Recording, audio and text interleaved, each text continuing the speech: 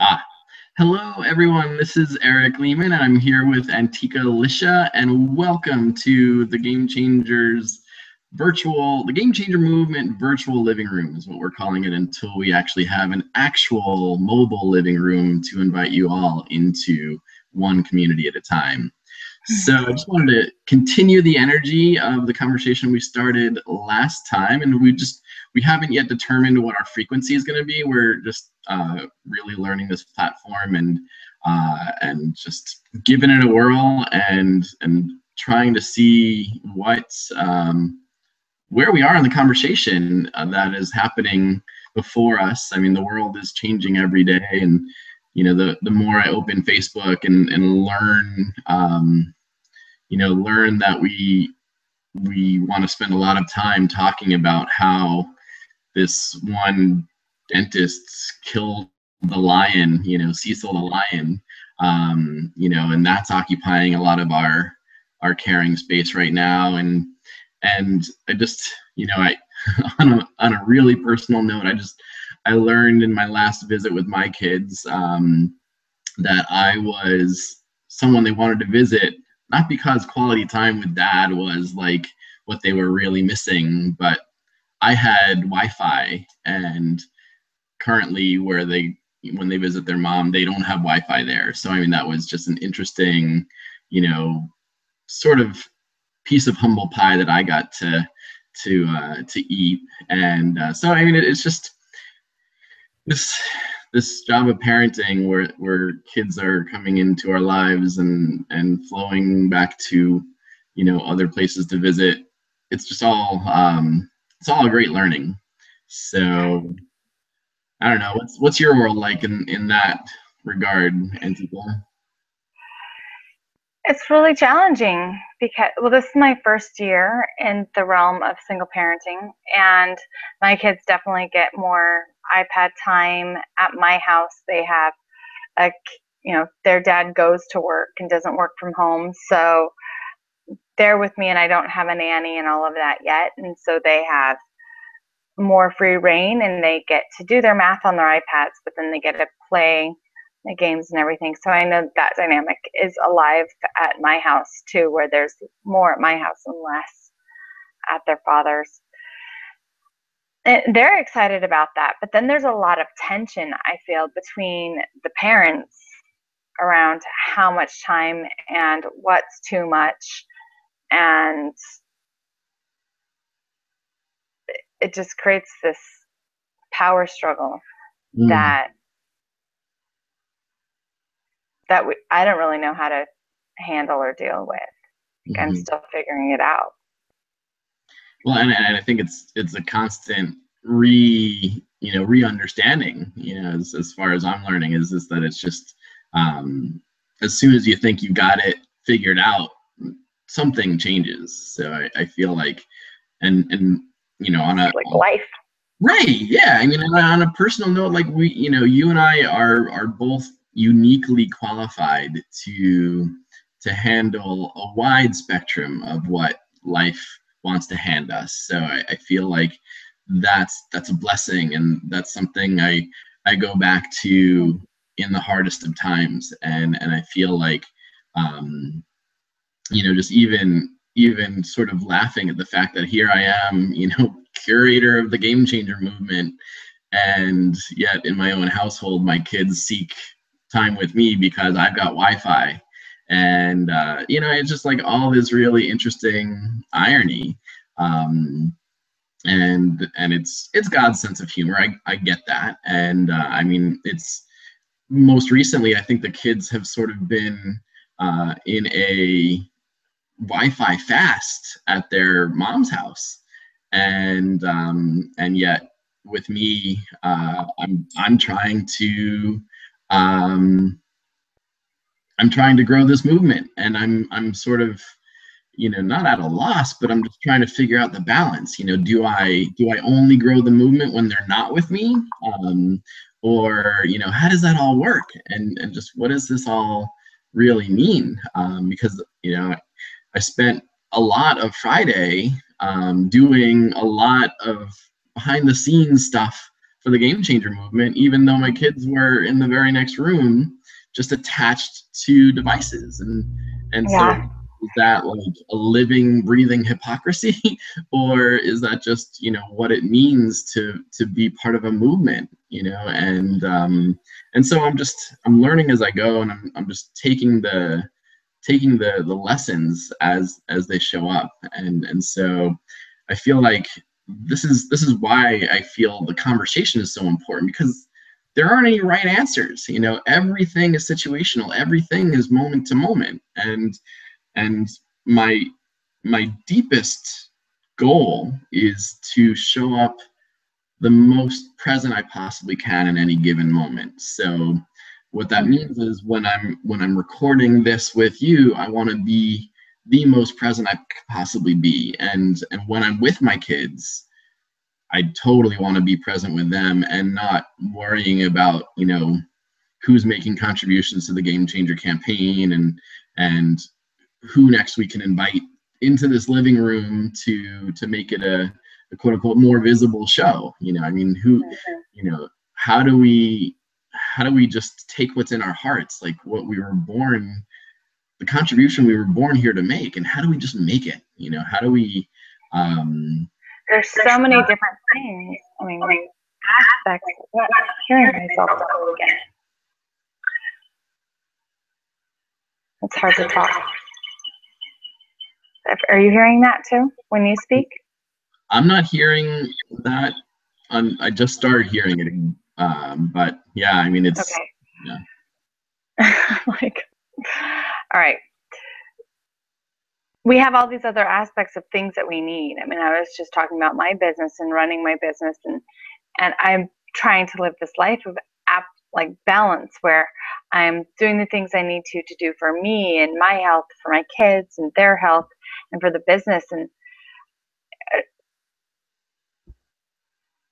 right now, at this very second, it's not working. Like, I need more time. I've had this summer has been really hard trying to work and then be off in time to hang out with my kids coming in to the office, you know, every other week that they're there, then traveling and speaking and doing things weeks that they're not there, and not being able to work those weeks fully in the office is challenging.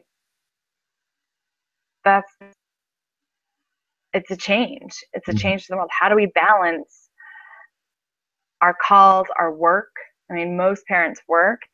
How do we balance the time that we need to rest and recuperate and just chill?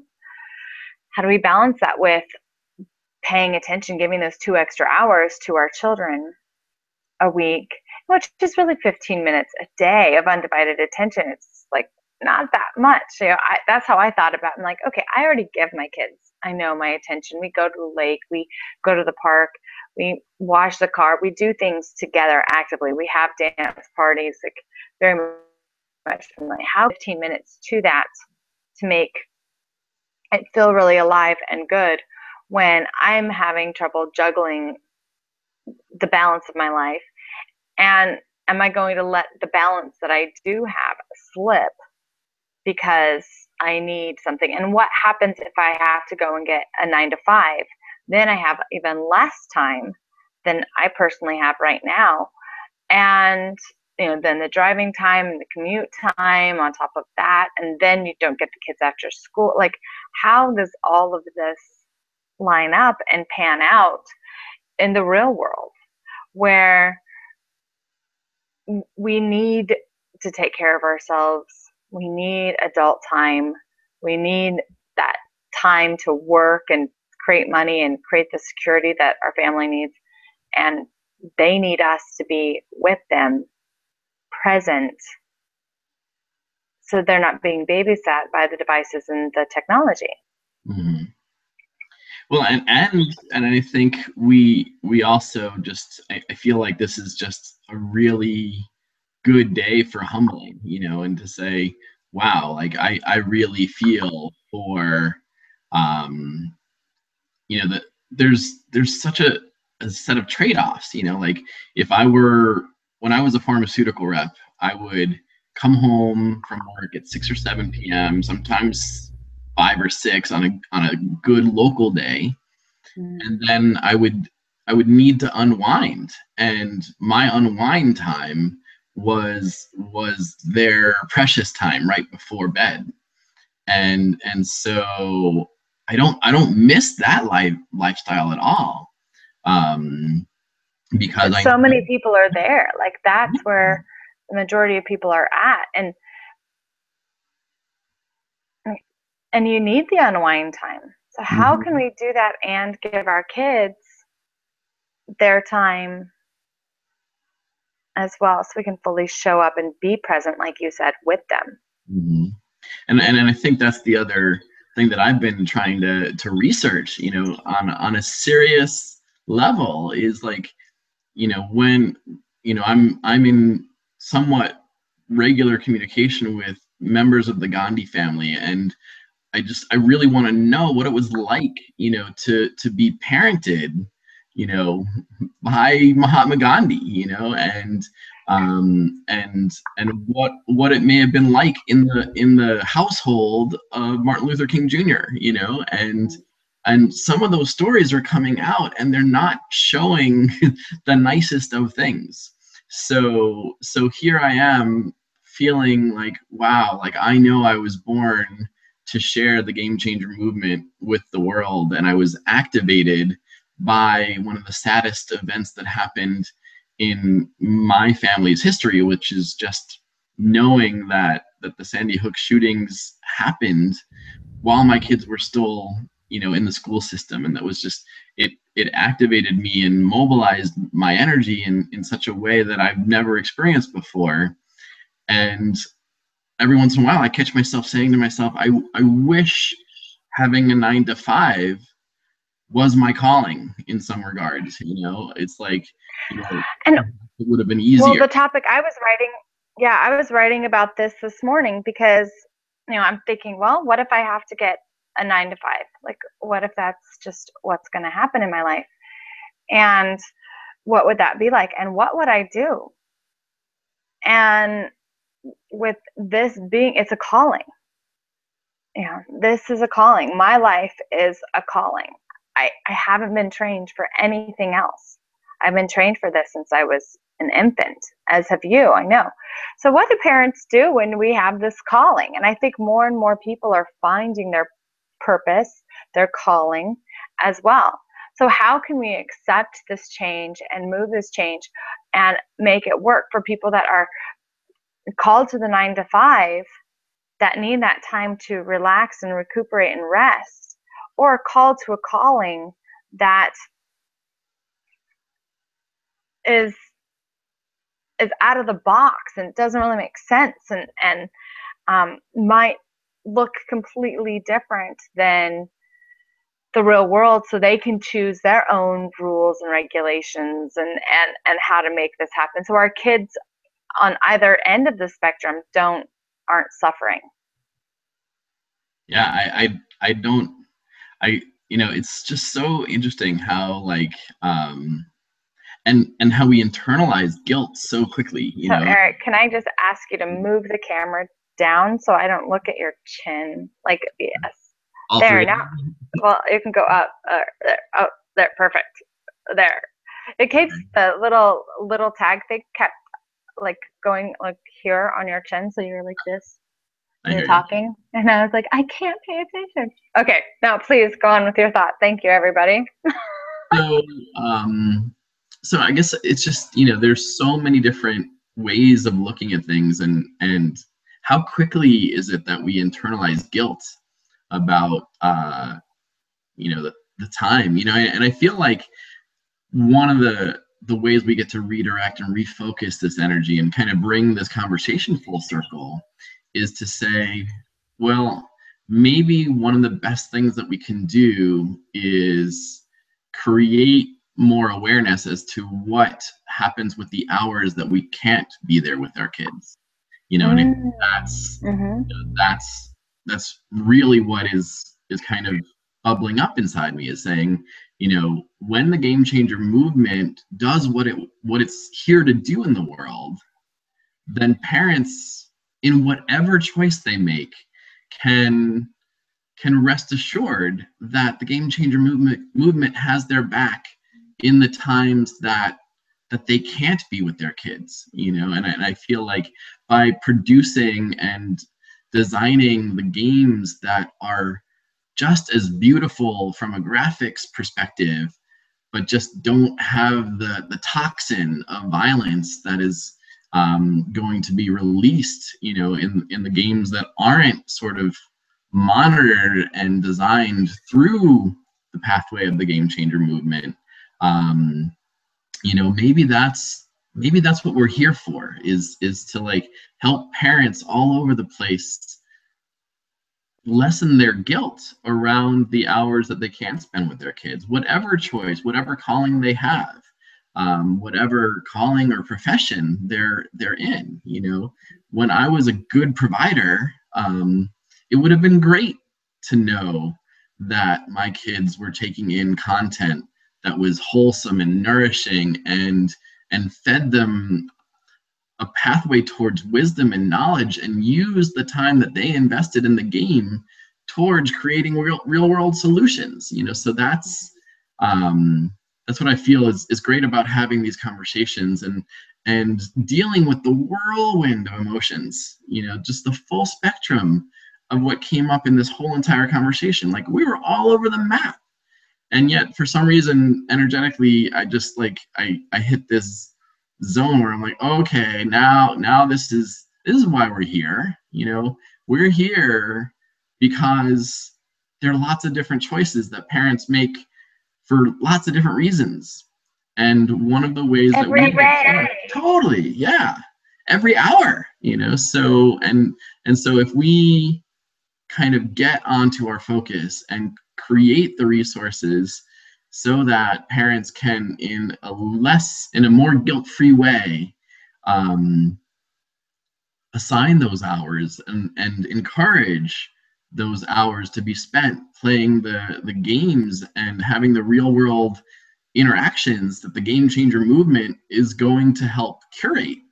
That's powerful, and that reinstills the energy of this calling. So I really appreciate just kind of taking that winding journey with you, and I want to see how that energy lands with you, because maybe that's what this living room is here for, is to say, here we are, two parents doing the best we can to be the parents with the kids we have and the kids we don't have, and live into the callings that we believe that we're here to live into. And what does that look like?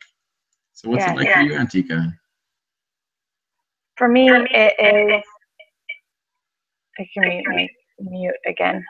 There you go. For me, it is. I love what you said about the change, because it's constantly changing, and the security of managing your schedule, whether you are creating your own job, own your own business, go to a 9-to-5, go to a 3-to-7, go to, you work all night, you're working 2 weeks on, 2 weeks off, whatever your schedule is. The reality is our children are on these iPads. The reality is our children are on the games. The reality is our children are doing this at school. They're looking over each other's shoulders. They want to be on the games, and they're putting a high price on it, saying like, oh, we got to go to Dad's house this week and Daddernet, yay! That's like, they look forward to it. So to strip it away from them, like we said in the last conversation, that's not going to be feasible. I mean, this is the world that we lived in. This is the change that has happened since we were kids to where we're at now, when Atari, was brought out. Well, now we have like all these apps and everything. So how do we utilize that for good? How do we realize that this is actually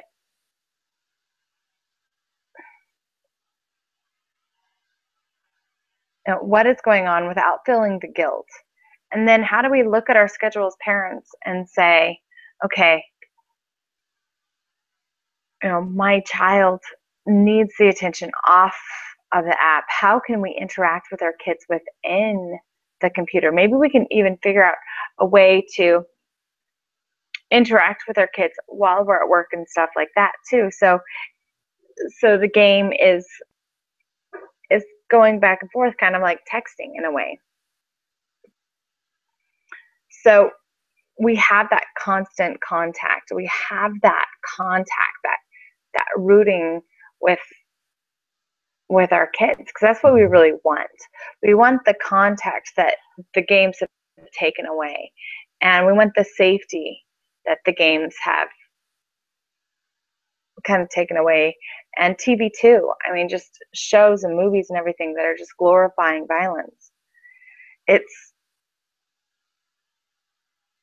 doesn't make anybody feel safe in their house or in their home or in their being. And as parents, it's our job, as good parents, it's our job to provide a sense of safety and security for our children, so they can grow up with that safety and security and don't have to learn it when they're older. I mean, I'm learning safety and security right now at 40, and really, really getting it to the core. Mm-hmm. And I needed to learn that when I was 2. Mm-hmm. That needed to be a reality that I got to live 18 years in. And that's what most of us, single parents, together parents, whatever, most good parents, I believe, want that safety and security, so their families know that, their kids know that. And that's the 2 hours a week, I believe. And then dropping the guilt that you were talking about is about feeling like we have some say in the matter. And I think that's where Game Changers movement and the actual production of the games and teaming and creativity and minds and everything can work together and continue this conversation. Because how do we get into their game? Mm-hmm. So we can be more present and be more aware of what's going on.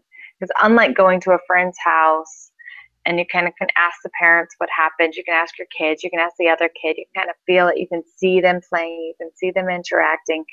In the game, you can't see the other person. I would sometimes just like to be able to look through the iPad and see what's going on the other side. Mm. Well, and I think that's, one of the most amazing things about the iPad is that, and especially when it's a game and not just a viewing experience, So I mean, and I think that's what's so cool about this virtual living room that we're creating, is that we are inviting people into this game, So like, anyone who wants to participate can, be part of the live experience, and it's a really powerful way for us as humans, for we as humans to learn, and I think that's what's so amazing about this opportunity, is that the technology is just getting better.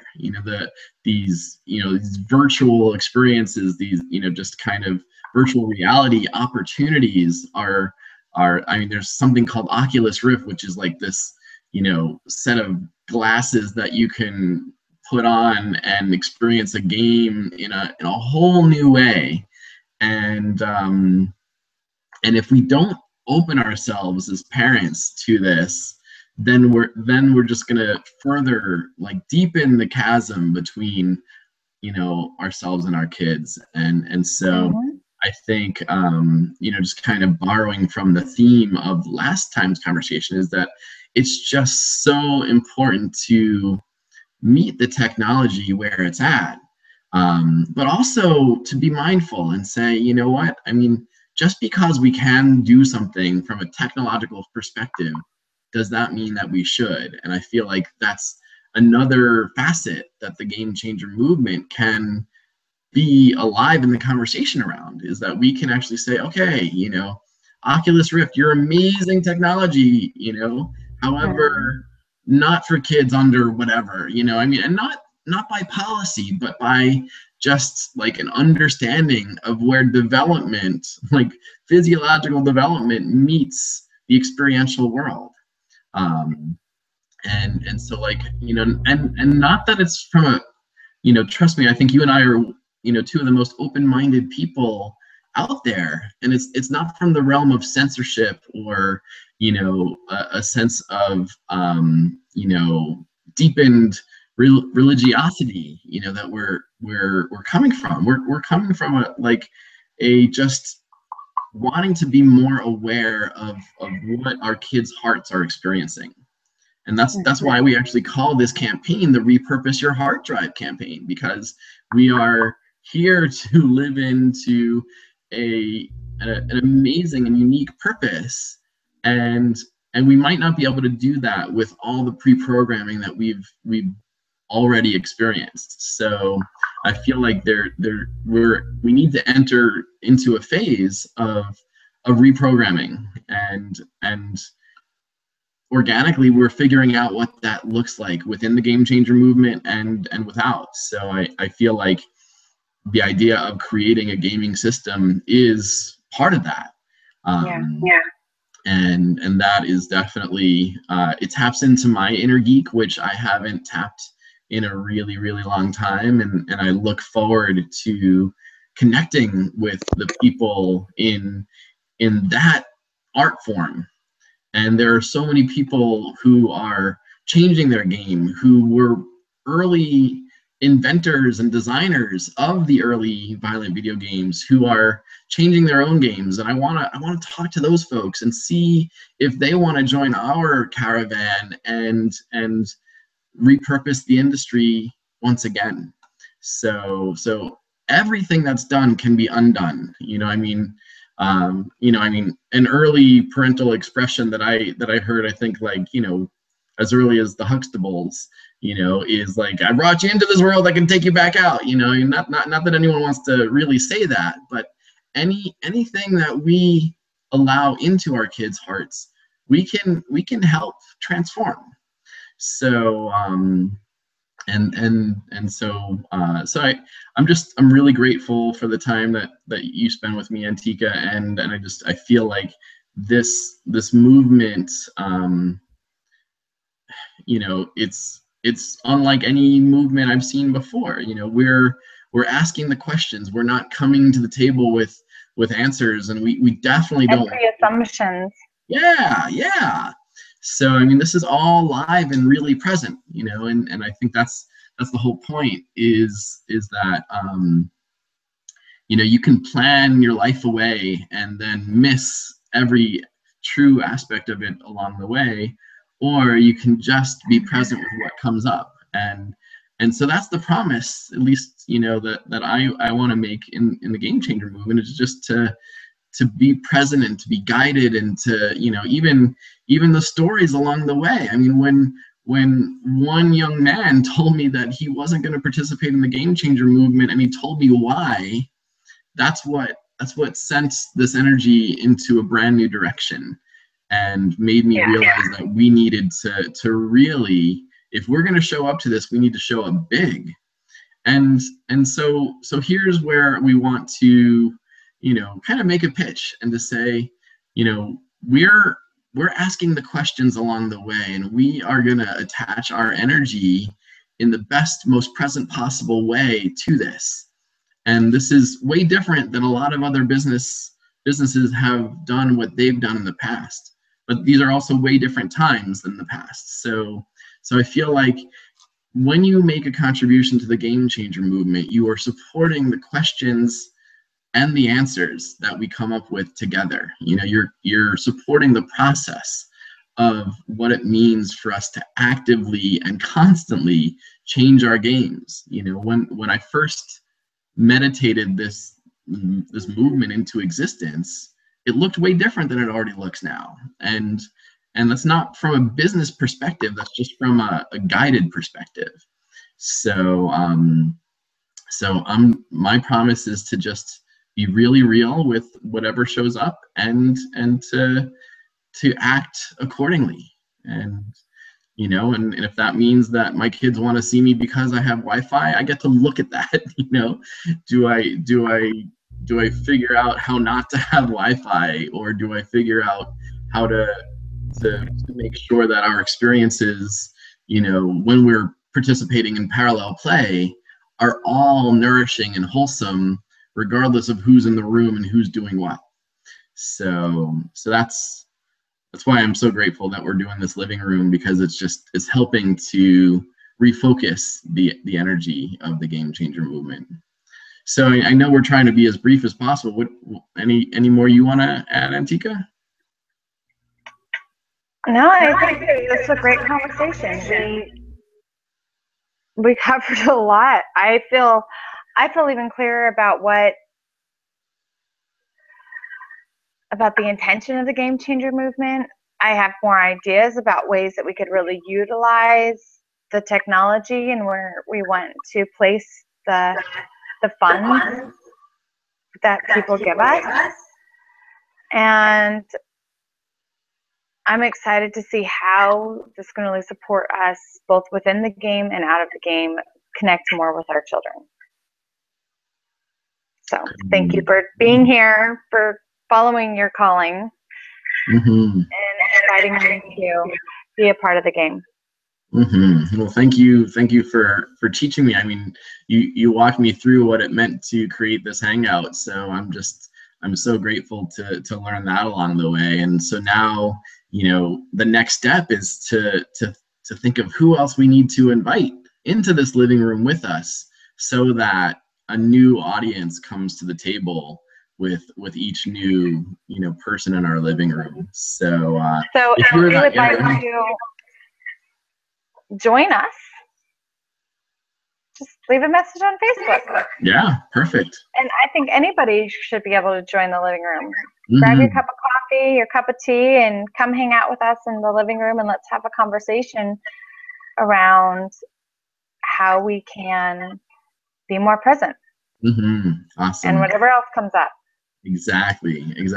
Yeah.